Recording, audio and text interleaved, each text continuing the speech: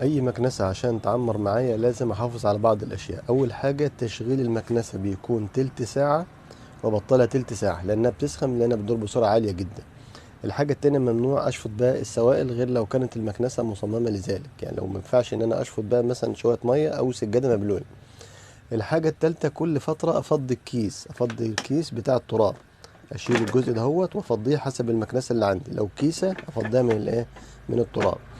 الحاجة اللي بعد كده عندي فلاتر، لازم الفلاتر دي تتفك وتتغسل، وبعد ما تتغسل بتتساب 24 ساعة تنشف. بعمل الموضوع دوت كل شهر أو شهرين حسب استخدام الايه، المكنسة.